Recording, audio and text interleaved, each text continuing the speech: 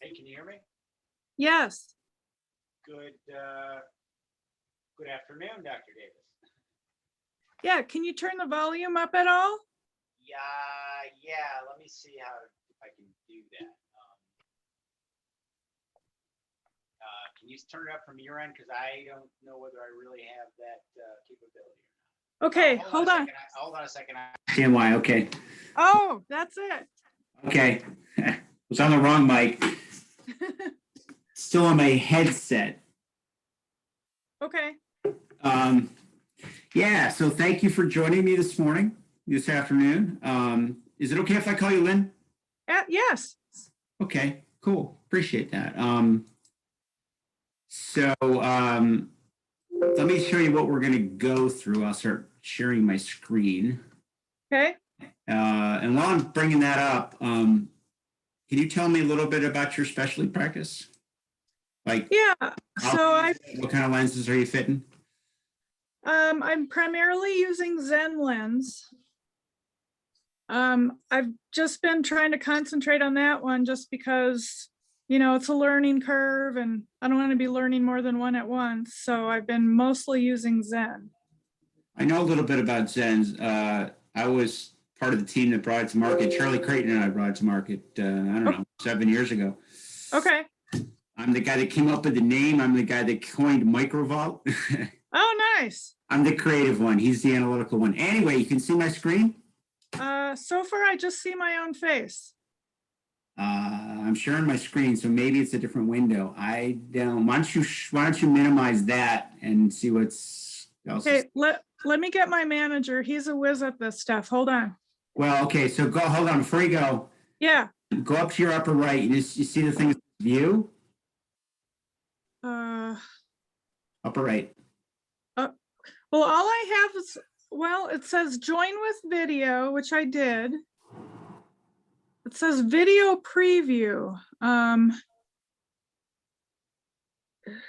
Okay, why don't you grab your manager? Yeah, sorry. No problem.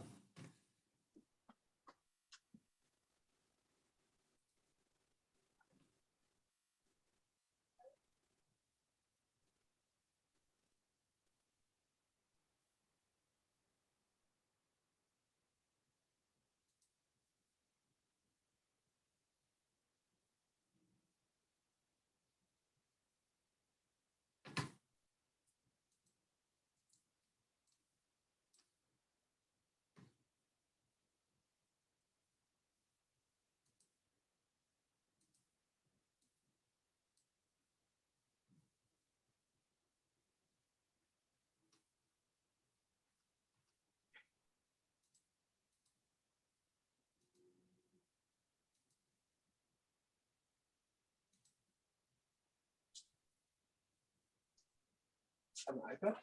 Yeah. So he's telling me there should be something on the upper right for view.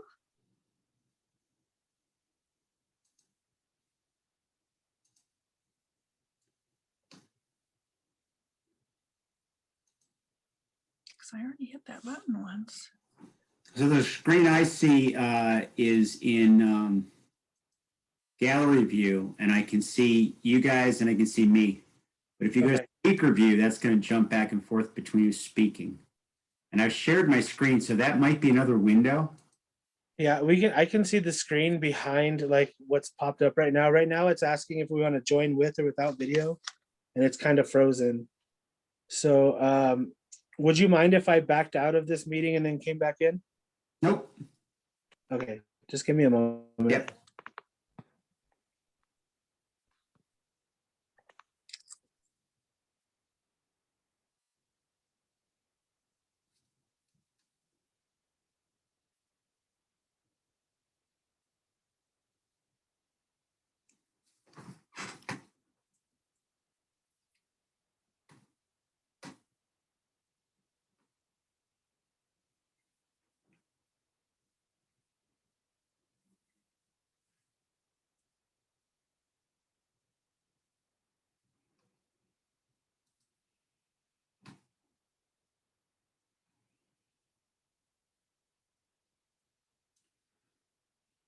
Okay, can you hear us now, Tom? I can hear you, but I can't see you.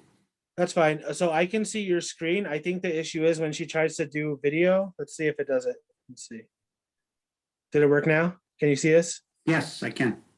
Perfect. Okay. So yeah, we can see your screen. I think it was just a share issue.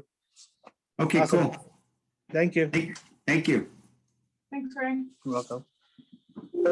Okay, All yay. right, so Lynn, let me jump ahead. What's your deadline here? What's your cutoff? I'm fine. Okay, Yeah.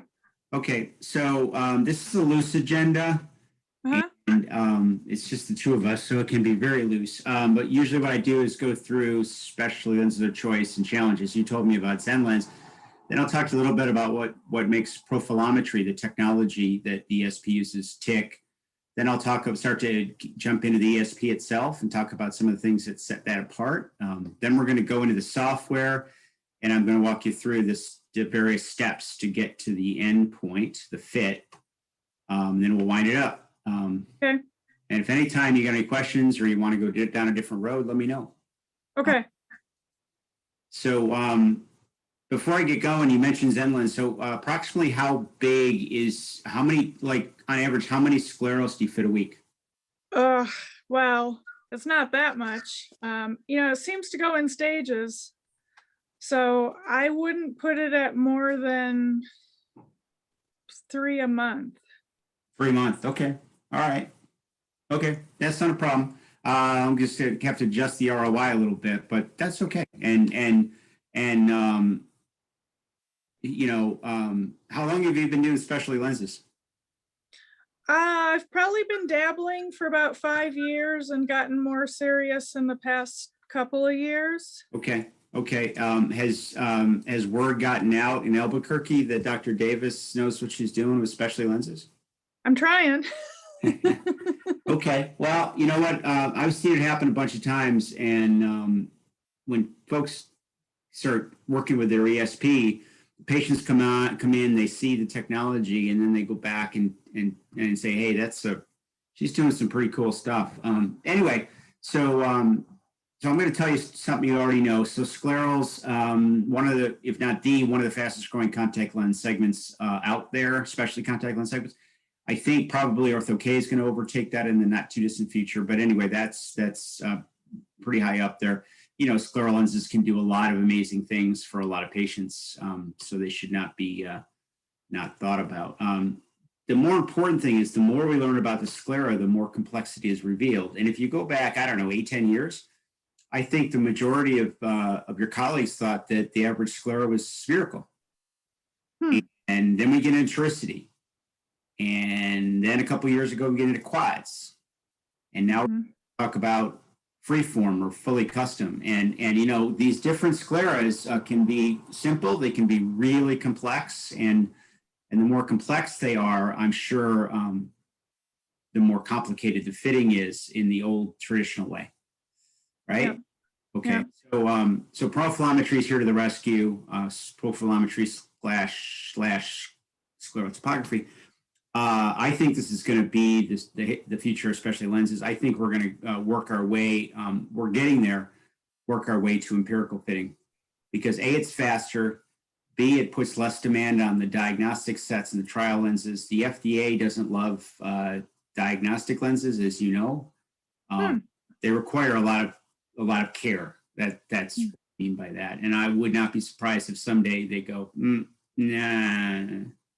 Anyway, so I call this a vicious cycle, and there's nothing vicious about it, but the more we learn about the sclera, the more we need profilometry, the more we learn about the sclera, the more we need the more we need profilometry. It just goes round and round. And it's one of the reasons that the category is moving forward as fast as it is, in my opinion. Profilometry itself is based on a lot of people think it's reflectance. It's really fluorescence. You use fluorescein on the eye, a fair amount of fluorescein on the eye. You hit the eye with light at the right wavelength, and then it doesn't reflect. The digital camera picks up the fluorescence. And these are two cameras set apart. Snap. It's probably way faster than that. And so you can derive the three-dimensional aspects of the sclera and the cornea from that. With the ESP, with the eye surface profiler, we do that in a single shot. So it's not up, forward, down, because if you mess up one of those shots, you got to start over. And the other problem with 3 shots is you've got a merge point. And depending on where that merge point is, you might not see the detail you want. I mean, merging is averaging, right? And if we get a full scan, you're going to be dealing with 500,000 data points, so a lot of data points. The accuracy is really high, 2 microns on the cornea, 10 on the sclera. The ESP serves as a fully functional corneal topographer as well as a scleral topographer. So we can do anything that you can do with. One of the things that sets eGlit apart is lab neutrality. We'll work with anybody that'll work with us. I'll walk you through the list of current lenses that we're working with, algorithms that we have. And just to give you the broad spectrum, there's approximately 50 lens designs across 21 labs. So we're pretty far afield. Okay, let's jump into image acquisition. So typically what you do, a couple days before the patient shows up, you'll ask him to take out his scleral lenses if he's a current wearer. That way the impression can solve itself, Yep. A lot of people have trouble with that, so sometimes they do it one eye at a time, but you need at least 24 hours. The more, the better. So the patient comes in, they present themselves in the room. You're going to start out by lubricating the eye with some sort of hyaluronic acid kind of thing, like a blink gel or something like that. The other thing you want to do ahead of the visit, if they have dry eye issues, is you want to start lubricating the eye when they start taking the sclerals out. So a couple days ahead of time, you want to make sure that eye is pretty lubed when they show up. So lubricate the eye. Then you're going to instill some fluorescein. You're going to go primary, up, in superior, inferior, and nasal. And you're going to apply a fair amount of fluorescein. Then you're going to dim lights. The patient's going to sit there for about a minute, wait for the stuff. No, not really. You're going to, okay, so let me back up. So let's go to figure 2. I don't know where figure 1 is, but let's go to figure 2. You're going to want to put the blink gel onto the strip and let it sit there for about 45 minutes so it absorbs, right? And then you're going to ask the patient to sit back. You're going to apply the fluorescein, have him blink, and then he's going to come up. He or she's going to come up to the ESP. You're going to pre-align, and then the patient's going to, come back up, and you're going to shoot. And the reason we say 3 shots or whatever you can squeeze in is not because we're merging anything. It's because while the patient's there, you might as well get 3 shots so you can pick the best of the 3. So that's just how the image acquisition process goes. A lot of practices start out with 2 people operating the unit, one pulling the lids open, and one operating the machine, and then I think almost everybody graduates to the point where one tech handles the machine and does the upper eyelid, and the patient pulls the lower eyelid down. And that's just the way people do it. So let's jump into the software. There's an image of the bisphere elevation. I'm going to bring up the software. So here's the software. You can see this patient tab in the upper left. Mhm. If I actually had an eye surface profiler here, there'd be another tab under here called ocular topography. You would hit that, and that's how you would actually take the image. You'd go through that process. But up here, we're going to go through patients. And this is where you'll enter a new patient with a plus sign. So you're going to enter the name, the birthday, gender, ID, and then any notes. And then when you bring that patient up, you know, a year from now, any image that you saved is going to be over here in the box on the right. So you can go back and look at as many images as you've got, and you can do some regression analysis and you know, other things to figure out what's going on, how much the eye is getting better. So that's, you set up a patient, and then you go back to the acrotypography tab and you shoot, right? But let's go back to patients. So these are current patients, and these are samples. So I call them what they've got. So which do you want to see first? Extreme scleral altericity with the rule, central cone KC. Let's start with the central cone KC. Okay, so you hit that one, patient comes up, obviously the name central cone KC. Then you go over here. So let's say you had the ESP for, I don't know, a year, you'd have every image that you saved down underneath this one, but we've only got one. So you hit that, and keep in mind there's 500,000 data points that are coming up. And usually what happens is you start out on the Bisphere elevation tab. I do not know why this thing's taking so long. There we go. That's a relatively long time. So there's Bisphere elevation, and what that means is that they've figured out the elevation over two reference spheres. So these aren't real spheres or reference spheres. You can see that the slope, the radius of curvature is different from the center area and then the outside. So, you know, the eye sort of flattens as it goes out past the limbus into the sclera. And you can see this ring where they've kind of merged the data from sphere 1 to sphere 2. So this is generally what people choose to pop up. You can have anything pop up you want. You can choose your default screen. So over here on the right, you're going to get SIMKs. You're going to get how much astigmatism you're looking at. You're going to look at eccentricity. You're going to look at the index of keratoconus, 86%. And you can look at that a year from now and see what the instrument's telling you about progression. Then it's going to give you the limbus, the diameter of the limbus. That's important for fitting. In your case, that's going to help you choose between 16 and 17 millimeter lenses. Limbal offset, I'm sorry, not limbus, HVID, 13. Yeah, yep. That's a big iris, 13 too. And yeah. Then get VVID, which is an emerging issue that people need to take into consideration. I don't know how or why or where, but there's a lot of people talking about VVID now because they're finding out that the pupils are oval, not round. Oh. And how much oval, I think, probably matters, pupil size and pupil offset.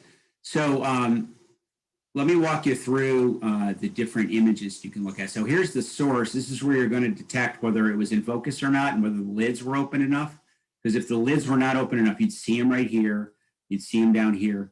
And you see these two white dots that are vertically, that's where you line up, I think, the front and back.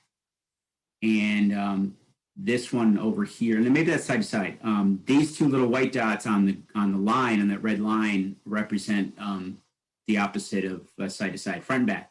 So when the tech pre-aligns it, she or he's going to see this and going to be able to do that. And the patient's going to step back. Patient's going to come back up. Click, click, click. And if there's no change in the position, it's going to be pretty sharp. But you're going to want to check when you get the image. You're going to want to check that and see whether it's really a viable image or not. Then we're going to go into the grid. This tells you something that I don't really know too much about. There's a grid. So let me tell you, I've got a fair amount of experience with scleral lenses, but I'm not a scleral lens fitter. I'm not a clinician, so there's only so much I know. This is the map that came up, Bisphere elevation. You can impress your patients with the Bisphere 3D. Hey, here's your eye. Right there, that's your keratoconus. Yep. Tangent angles are important when you consider the angles of the lenses themselves. I mean, lenses aren't defined by Bisphere elevation, they're designed by tangent angles, right? So you'll need that if you're going to go into it. Again, 3Ds, scleral profile. So this is an interesting one.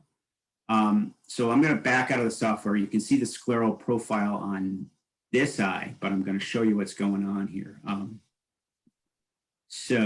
We have 4 images. This is something we added last September. We have four potential images, and how I envision this is a roadmap. So this is going to give you the data in terms of a color scheme. So if it's a spherical sclera, it's going to be blue. If it's toric, it's going to be red and green. If it's quad, it's going to be 4 colors. And if it's custom, it's going to be yellow and blue. And custom is typically a pinguecula, a bleb, some sort of anomaly that you need to take into account. So it's not indicating, go for a custom lens. It's just saying, hey, you got to deal with something. So Can you tell them I'm on a meeting? I could call them back. Sorry. You need to take a break? You need No, okay. no, it's fine. I'll call them back. All right, so we're back to that eye, and you can see it's telling you this is a quad, right? Yeah. And that's the assumption it's making based on the data it's got. The other one is the other big one, I think, is the quad map. This you're going to see all 4 of them together: the source, tangent angles, corneal elevation, and bisphere elevation. So you're going to get a lot of data here. Let me show you something else that you can. Let's go back to bisphere elevation. So you can look at data all different ways. So let's say you want to look at the start of the landing zone, and let's say you're going to fit the 17. So let's go 14. I think the landing zone is 3 millimeters. Yeah, about. Obviously, the landing zone on Zen lens. Maybe not 3. Maybe that's too much. That's reasonable. All right, so let's look at the core length of 14, right? You hit 14, you can see what your sag's looking like, min sag, max sag. They're not that far off at the landing zone. So I don't know why this thing's telling me a quad, but it is. But you can overrule that thing. Let's go to 16 and see. No, let's go all the way out. Let's go to 17 and see what it's telling me.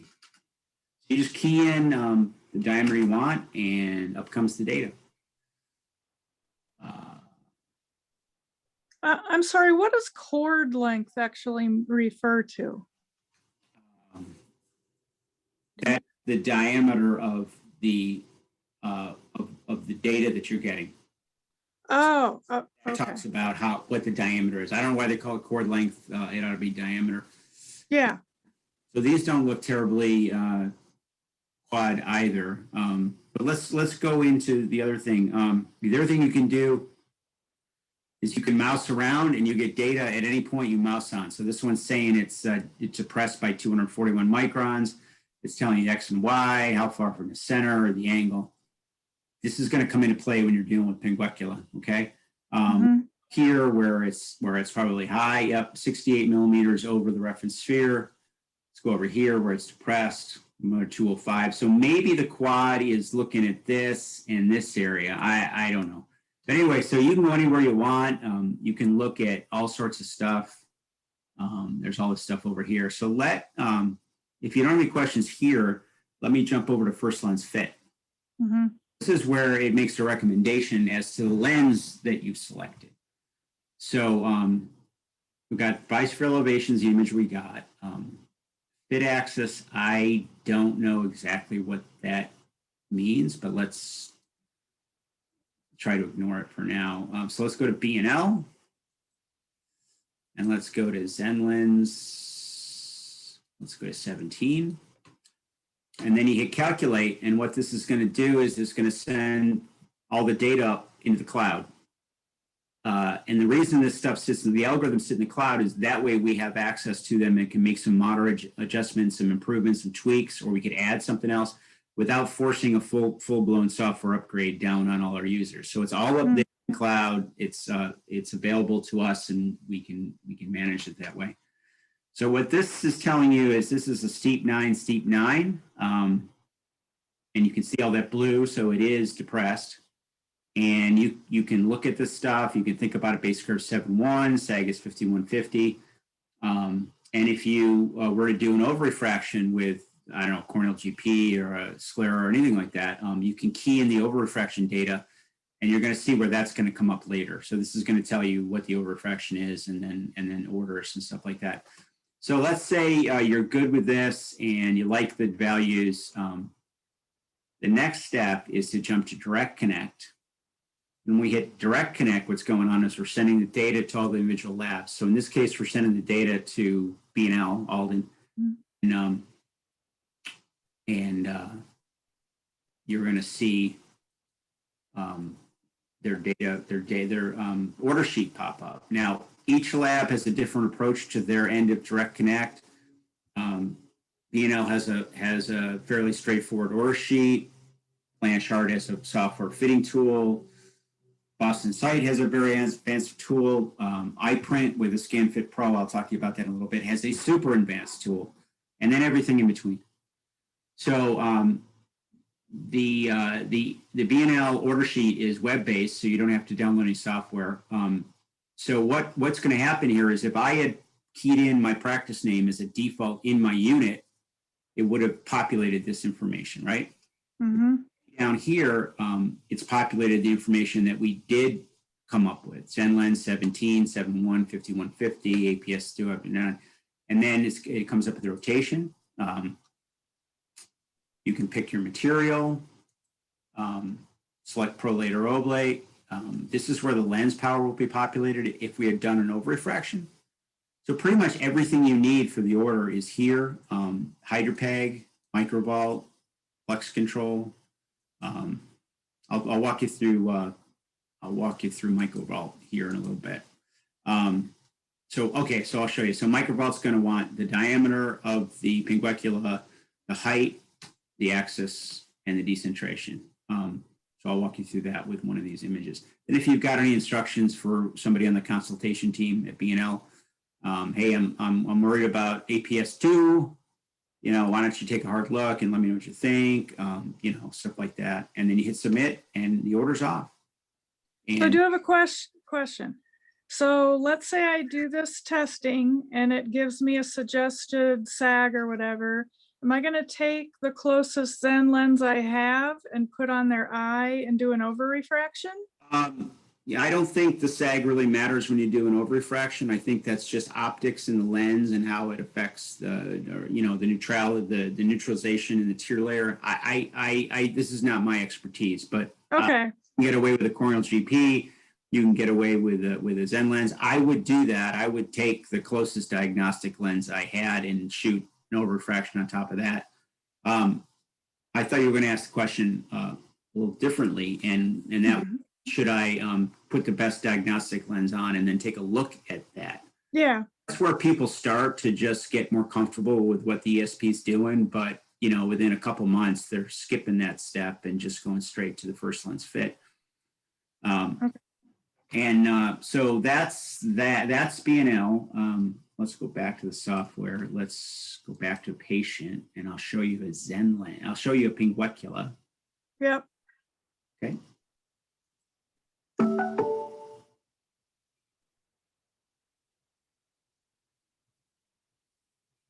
How are things in Albuquerque these days? Pretty good. Yeah. I haven't been there in a while. I used to go. I think I've been at Albuquerque 3 or 4 times, and a couple times I was on vacation. And then I used to work at Cooper, and Cooper bought Ocular, and Ocular had a customer service group. And I unfortunately had to go out and tell everybody we were shutting it down. That was an ugly trip. Yeah. So you can see this thing over here. So we're back at the bisphere elevation. You can see what's going on over here. You can see that it's raised 380 microns versus next door. It's essentially on the sphere, and it's 30 microns depressed. So it's a big bad boy.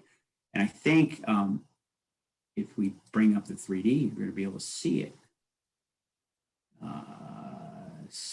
There it is. Okay, I would have guessed it would have been more than that, but I guess this thing knows what it's doing. So what you do with a pinguecula is you would hit first lens fit, and when you hit first lens fit, we're going to identify where the pinguecula is. So if you missed it, you're going to see it. We're going to go back to Zen lens. Oh, and the other thing is in here, we've got ZenLens by Ovation, we've got ZenLens quads and RC quad. I don't believe that those are available to people without the eye surface profiler because B&L does not want to get into that with, slit lamp and OCT evaluation. It's just going to be multiple lenses. And I'll walk you through what the averages are a little later. So let's go back to ZenLens. Let's go back to 17. And, we can just jump to the order form. So right now, that's going to give you the height, 382. That's going to give you the angle, 187. That's going to give you the decentration, 76.87. And it's going to give you the diameter of the microvolt that you want. So we jump back over to the order sheet. And down here, this is just one example of what we do. When we selected microvolt, we got diameter, volt, axis, and decentration. And that's what you need. Now, at some point, we are going to automate the data and get it over here automatically and not have you have to poke around, right? But we're not quite there yet. So any other lenses you want to see? You've hit any about, anything besides Zen or? I mean, I've done some true form, digiform. Yeah, we don't have a great direct connect with Aculens because Troy uses, you send the data over there and he uses CAD/CAM system. So there's not a lot of parameters that you're exposed to. It goes into his CAD/CAM system and then it's magic. Yeah. Okay. But anyway, so ScanFit. Do you know about ScanFit? I've heard of it, but I don't know that much. Are you familiar with iPrint? Yeah. That's the molding technology. So yeah. what ScanFit's done is it's taken the approach of relatively, everybody has a different definition of freeform lenses, fully custom lenses. I call it pretty darn close. To me, a freeform lens is going to be a really freeform lens. Like you get an image and you run the lens through a 3D printer or something, something like that, something we don't have yet. But the lenses are getting very, very advanced. Boston site has an eight meridians. They're coming out with a new, what they call freeform, scleral 360s, I think the name of it. And I don't know how many meridians they got. We haven't seen it yet. But where the hell was I going with that? Well, so I guess my question is, so do they allow you to do this iPrint lens without actually doing the mold? Yes, and thank you for reminding me where I was going. So we've got some videos on iPrint. If you're interested in this, I can send it to you, or we can watch it. Yes, we have a very, very big game. All right. Where are subscriptions? And I didn't think about this. Okay, there we go. So I'll give you the link to this subscription, and this is where all our videos are. Okay. Good Eye and acquisition, profilometry, Aculens.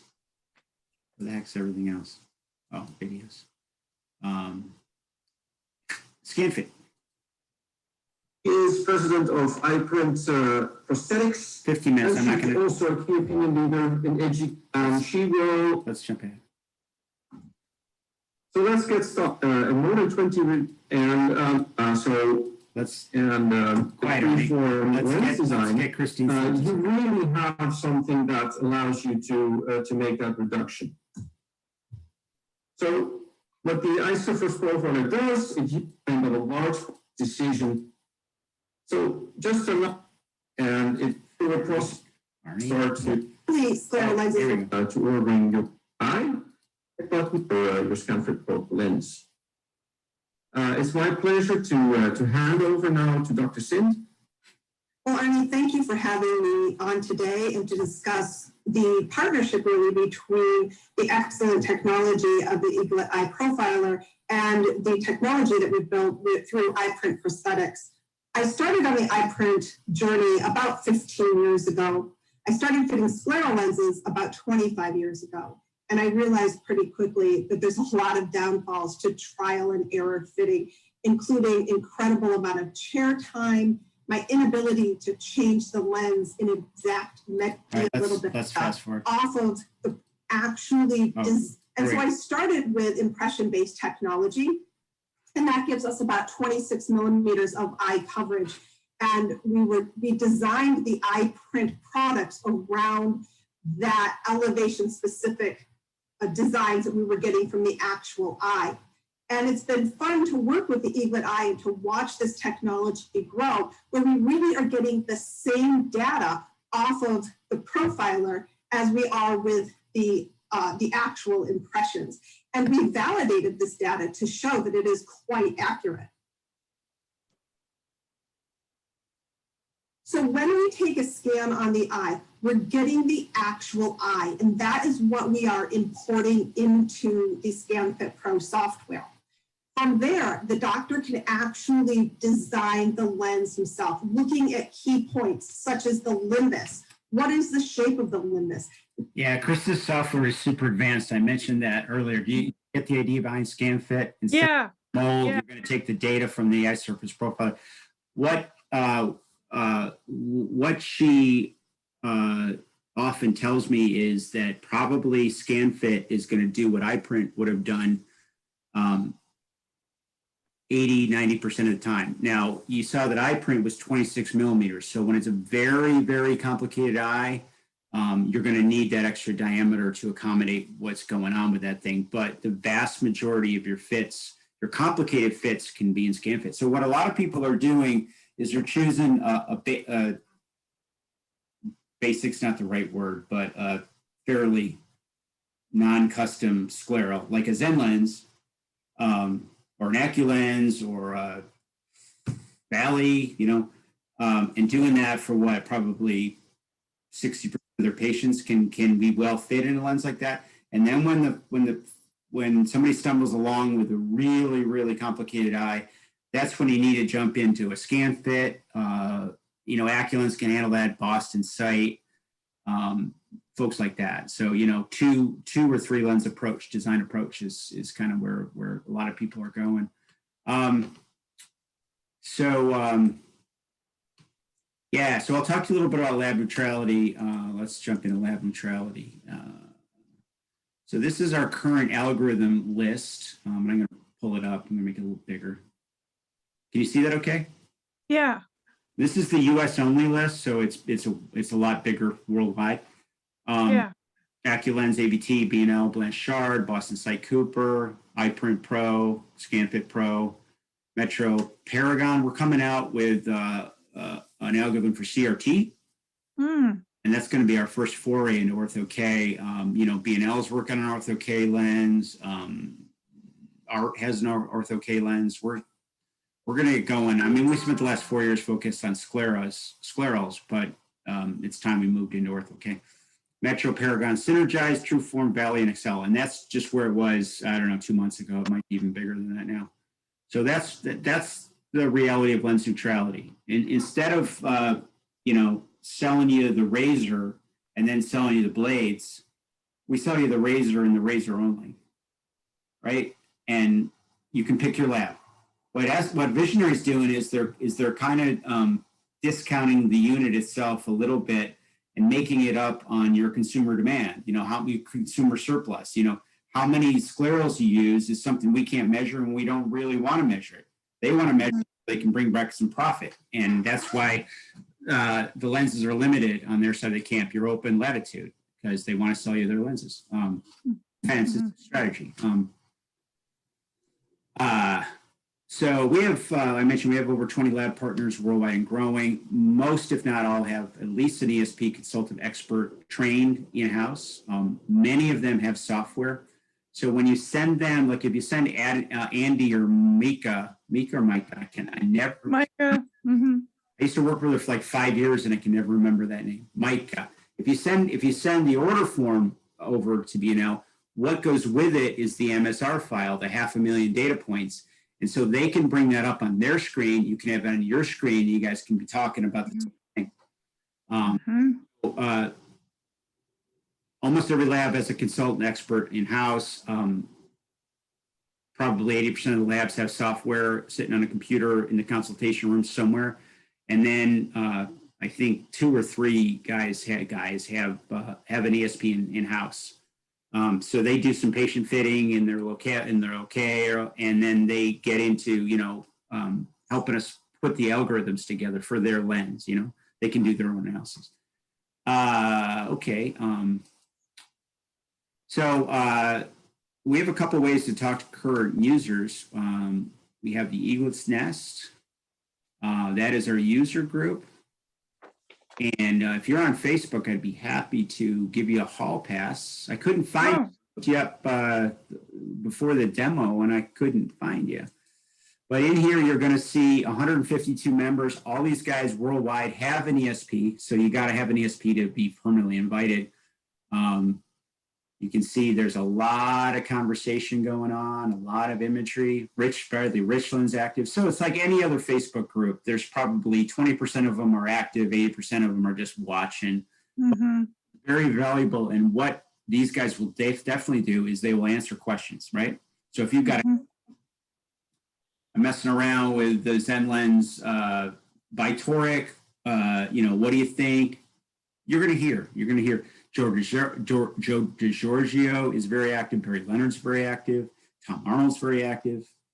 There's our CEO, my boss, Arnie St. Bangers. Let me see what else we got here. That guy's from Spain, I believe, Seva. And then there's Brian Tompkins. And we got some big names in here. Hal Wallstrom's going to get his unit in a week or so.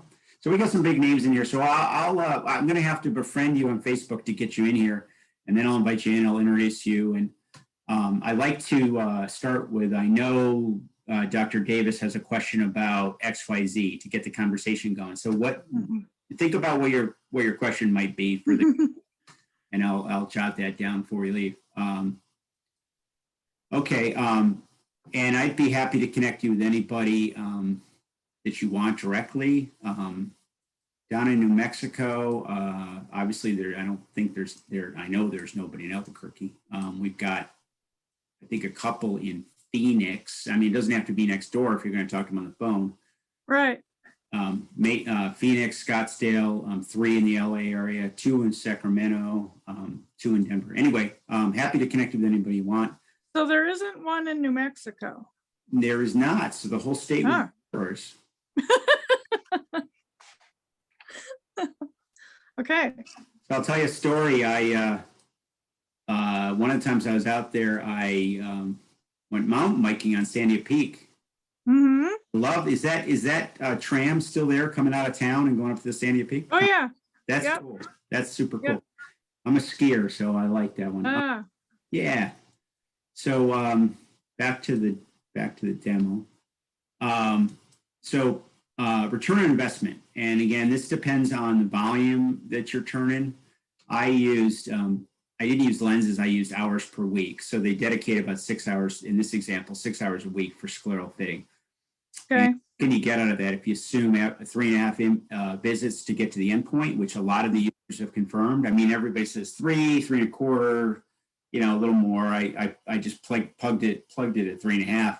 And then what I'm going to show you is we're going to go to 1.5, which has been sort of confirmed, but everybody agrees that's about where you're going to be. So we're not saying every lens is going to be one and done. We're saying probably 70% are going to be one and done, and then maybe 20% or 2 are done, and 10% might be 3, depending on the complexity of the eye. So what this tells you is that as you move from 3.5 visits per lens to 1.5, you're going to pick up a lot of time. You're going to be able to see more fits, see more patients, and you're going to bring your revenue up pretty fast. So if you're doing 6 hours a week, you're going to pay this thing back off in about 4 months. Now your specialty lens practice is a little smaller than that, I think. Yeah. What I would consider a good ROI is anything that's under a year. So I think you could definitely make that. And I'd be happy to plug your numbers in here if you wanted to.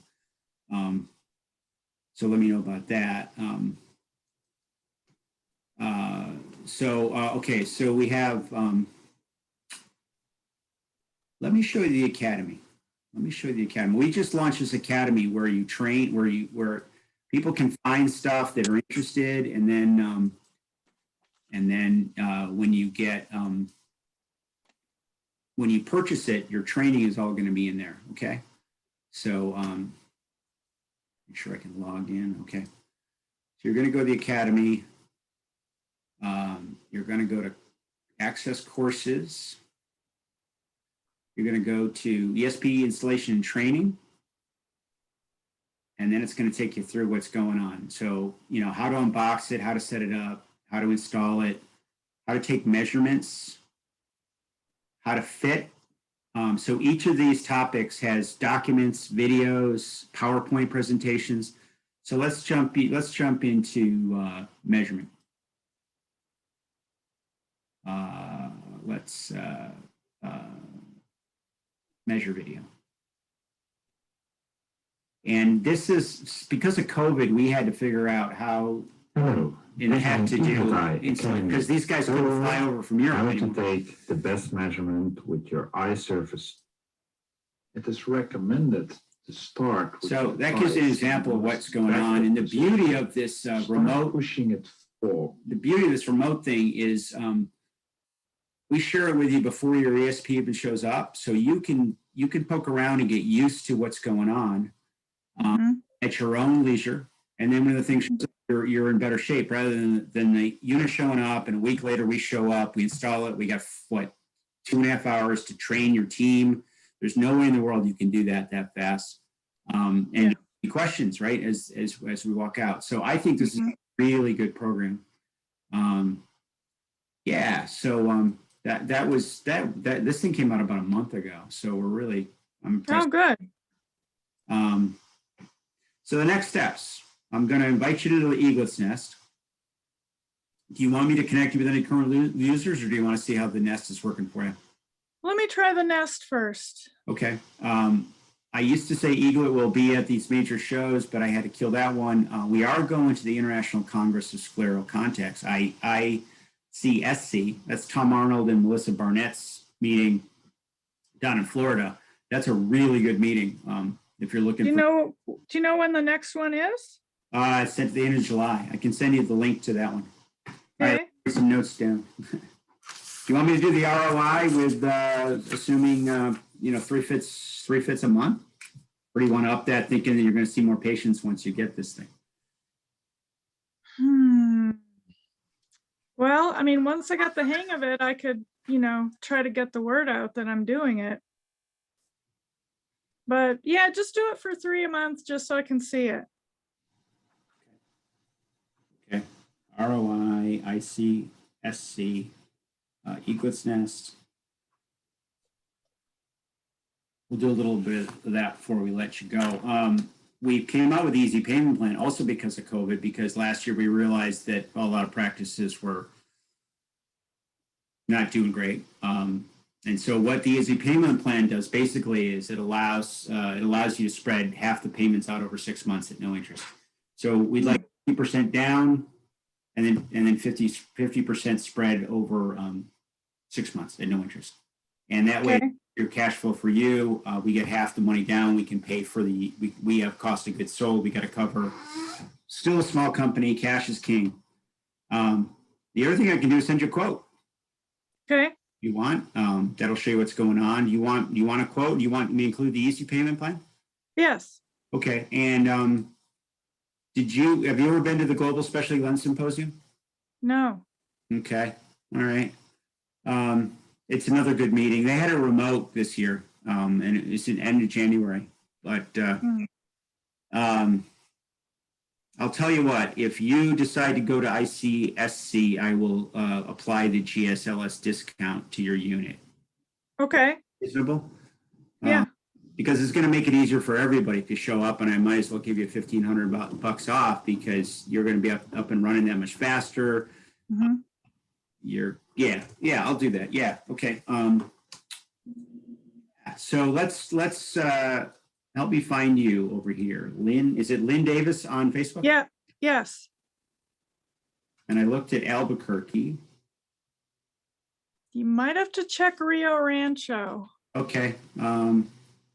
Here's Lynn Davis.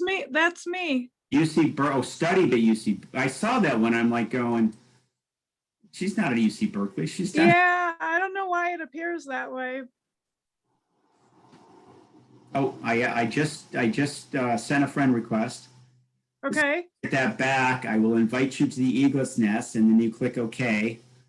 all right. And when I introduce you, what question do you want asked?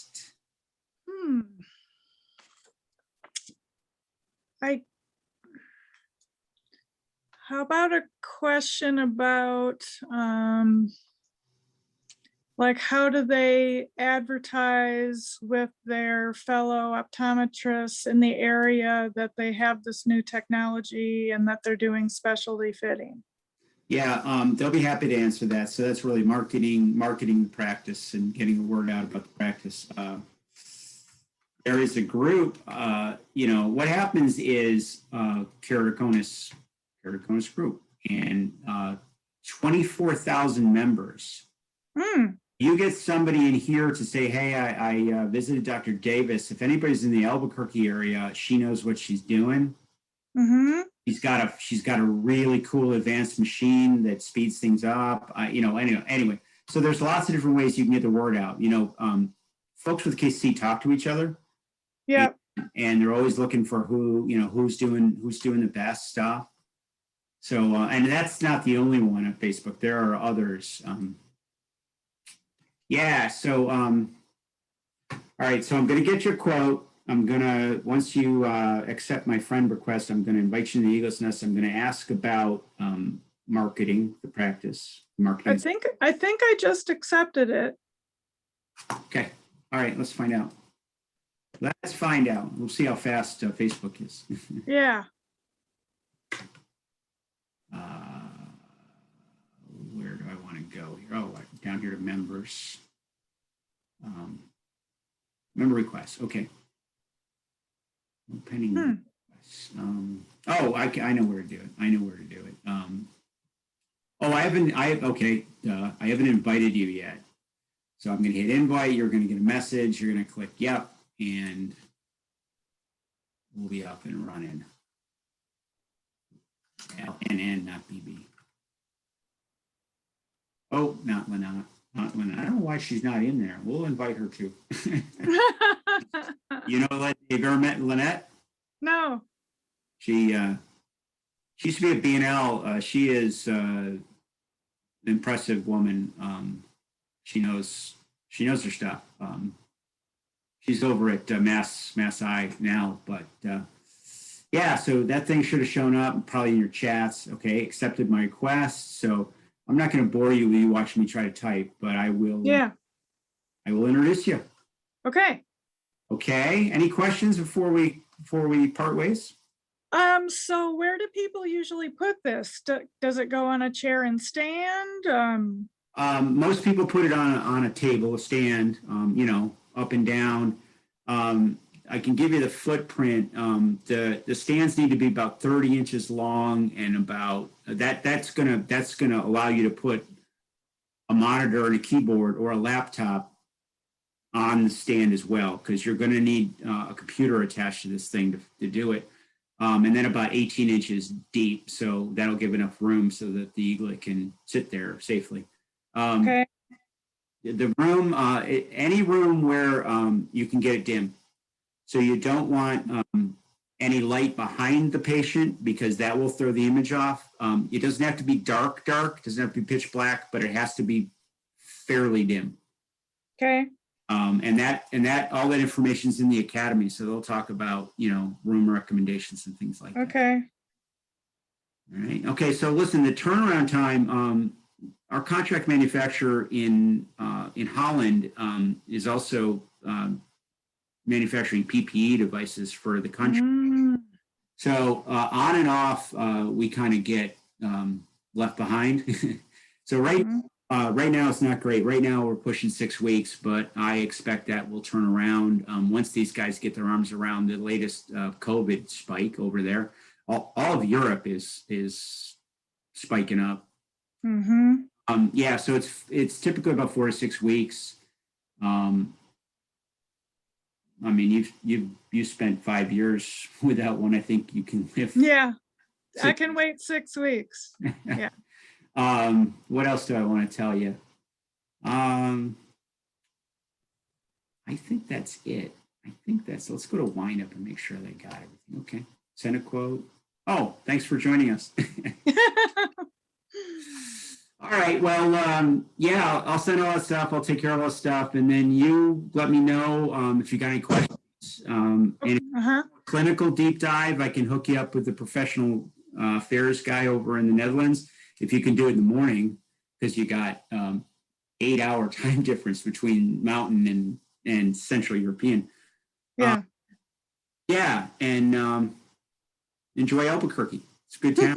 Okay, so 2 questions. I assume you've been up to Santa Fe. Plenty. Oh, yeah. Yeah, it's a cool town. And then I've never gone south, but I've always wanted to go take a picture of the sign that says "Truth or Consequences." Oh, yeah. Well, if you're going to go south, you should see White Sands Missile Range. Okay. All right. I'm sure there's some national parks in New Mexico. Oh, yeah. Yeah, in the winter I'm up just north of you, up in Park City, Utah, just north of you. So there's a fair amount of national parks just south of us, and so you poking around. You got to avoid crowds, though. They can get really crowded in the wrong season. The what? Crowds. They're crazy crowded these days. Yeah. Okay, well, listen, thank you, and enjoy your afternoon. Thank you very much. It's nice meeting you. Bye. Take care. Bye-bye. Bye.